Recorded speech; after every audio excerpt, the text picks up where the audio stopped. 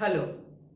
आज हम लोग शुरू करने जा रहे हैं ज्योग्राफी का first chapter, resource and development.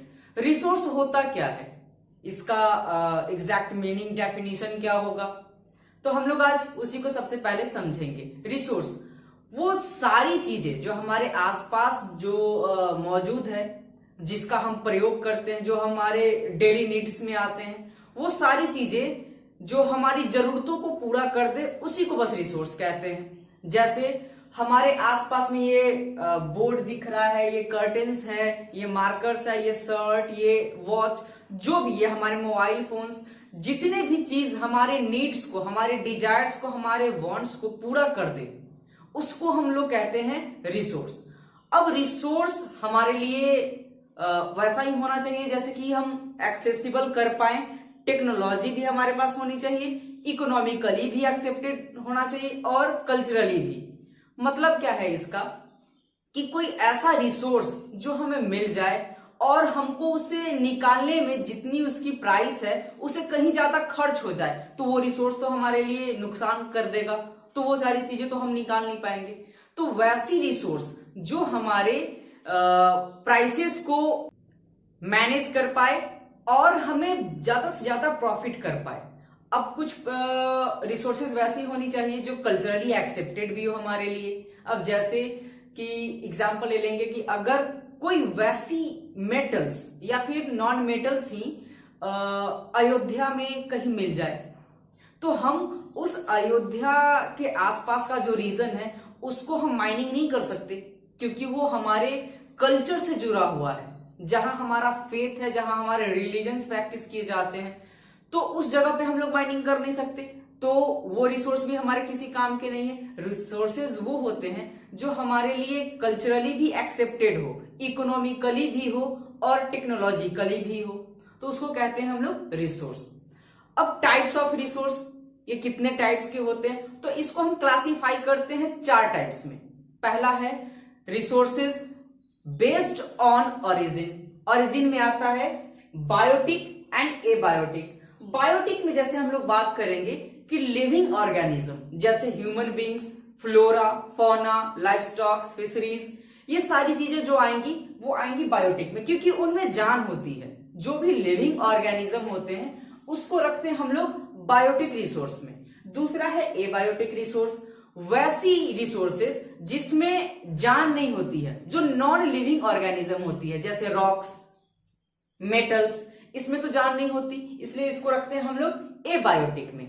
दूसरा है on the basis of exhaustibility, मतलब वो सारी रिसोर्स जो कभी ना कभी खत्म हो जाएगी या फिर प्रयोग में आती रहेगी रेगुलर, जैसे renewable and non renewable. Renewable resource उसे कहते हैं जो हम आज यूज कर रहे हैं और कल भी यूज उसको रेगुलरली करते रहेंगे, जैसे सोलर एनर्जी, विंड एनर्जी। अब ये तो कभी खत्म होने वाला है नहीं, ऐसा तो हो नहीं सकता है कि सूर्य देवता आज आए हमारे पास और बोले कि नहीं मैं कल से आऊंगा नहीं, जो यूज करना है आप आज ही कर लो, वो तो पर डे आएंगे ना। वैसे ही विंड एनर्जी। अब नॉन रिन्यूएबल रिसोर्स किसे कहते हैं, इसमें आते हैं वो सारी चीजें जो एक टाइम पे खत्म हो जाएंगी, जैसे पेट्रोल, डीजल, ये सारी चीजें। जब एक बार हम लोग कहीं ट्रैवल कर रहे होते हैं तो उसमें हम पेट्रोल डलाते हैं, तो वो पेट्रोल खत्म हो जाता है और फिर दूसरा डलाना पड़ता है, क्योंकि ये खत्म होने वाली चीज है। इसका एग्जांपल ले लेंगे कोल, फॉसिल फ्यूल्स, ये सारे आएंगे नॉन रिन्यूएबल रिसोर्स में। उसके बाद है on the basis of ownership. अब किस रिसोर्स पे किसका कंट्रोल होगा, ये भी तो हमें ही तय करना होगा कि ये किस रिसोर्स पे किसका कितना कंट्रोल है, वो किसके अंडर आएगा। तो इसको हम क्लासिफाई करेंगे 4 टाइप्स में। पहला है individual, community, national and international. Individual की बात करेंगे, जैसे कि हम एक लैंड परचेज करते हैं, ये वॉच परचेज किए, ये शर्ट परचेज किए, तो ये किसका हो गया, ये इंडिविजुअल, इस पे अधिकार किसका है, ये हमारा अधिकार हुआ। जैसे एक टेम्पल बनाए जाते हैं, एक पॉन्ड है, तो वो एक कम्युनिटी का होता है, एक प्लेग्राउंड है, एक ग्रेजिंग लैंड्स है, उस पे एक कम्युनिटी का अधिकार होता है, मतलब कि उस रिसोर्स का यूज बहुत सारे लोग एक साथ कर सकते हैं। तीसरा है नेशनल। अब नेशनल रिसोर्स किसका कहा जाएगा, वैसे रिसोर्सेज जो एक कंट्री को बिलोंग करेंगे, अब जैसे इसका एग्जाम्पल ले लेंगे, ओशंस में ये पता है कि ये पेनिसुलर पार्ट है इंडिया का, तो ये इधर आपको मिलेगा अरेबियन सी और इधर मिलेगा बे ऑफ बंगाल और नीचे है ऑफ कोर्स इंडियन ओशन। तो इस ओशंस में किसका कंट्रोल कितना होगा ये कौन डिसाइड करेगा? तो इसके लिए वर्ल्ड फॉरम्स पे एक ट्रीटी बनाई गई कि 12 नॉटिकल माइल जो भी होगा वो आएगा एक किसी भी नेशन को, एक कंट्री को वो बिलोंग करेगा, उतना सारा एरिया ओशंस का।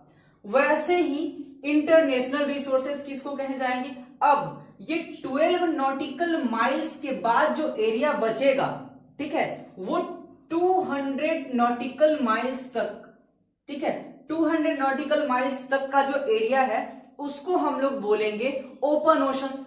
अब ओपन ओशन कहने का क्या मतलब कि वहां किसी भी एक इंडिविजुअल कंट्री का कोई कमांड नहीं होगा, मतलब कि उस एरिया में, उस ओशंस वाले एरिया में कोई भी कंट्री फिशिंग कर सकते हैं, ड्रिलिंग कर सकते हैं, नेचुरल गैस एक्सट्रैक्ट कर सकते हैं, उस पर किसी भी एक कंट्री का कोई कंट्रोल नहीं होगा। लास्ट हमारे पास बचा हुआ है on the basis of status of development. अब ये इसका मतलब क्या है स्टेटस ऑफ डेवलपमेंट? मतलब आज के टाइम में हमारे पास बहुत सारे जो रिसोर्सेज हैं, ठीक है, अब उसका स्टेटस क्या है, वो हम यूज कर पा रहे हैं, नहीं कर पा रहे हैं, टेक्नोलॉजी हमारी कितनी डेवलप्ड हुई है, उसको हम कब यूज कर पाएंगे, इन सारे स्टेटस को हम लोग लास्ट कैटेगरी में रखेंगे। इसमें पहला आता है पोटेंशियल। पोटेंशियल मतलब कि हमारे पास कितनी कैपेसिटी है उस रिसोर्स को यूज करने का। इसका एग्जाम्पल लेंगे हम लोग सोलर एंड विंड एनर्जी।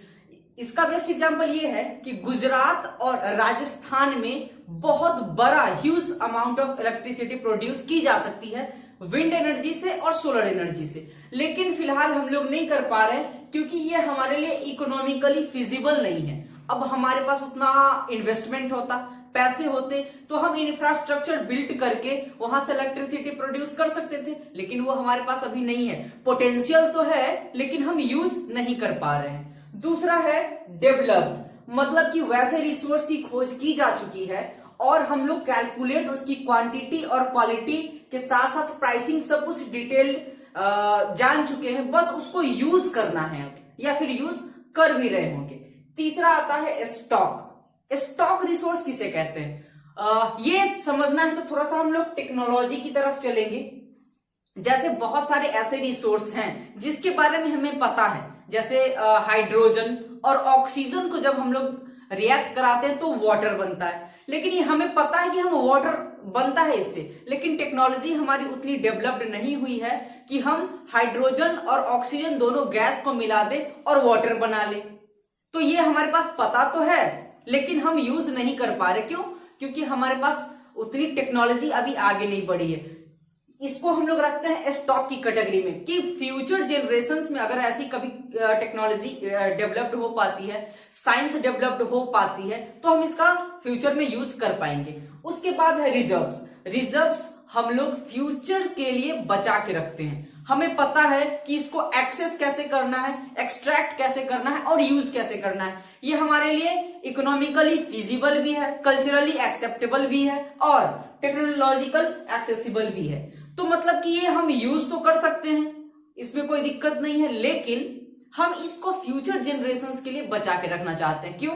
क्योंकि आज का जो करंट सिनेरियो है इसमें हम अपने आप को और ज्यादा जो रिसोर्स है पहले वाले, उसमें हम अपने आप को सेटिस्फाई कर लेते हैं। तो ये जो रिसोर्स है इसको हम लोग फ्यूचर जनरेशंस के लिए बचा के रखते हैं, फ्यूचर के लिए बचा के रखते हैं ताकि जब वैसी नीड्स आए तो हम इसको आसानी से एक्सट्रैक्ट कर पाए और यूज कर पाए।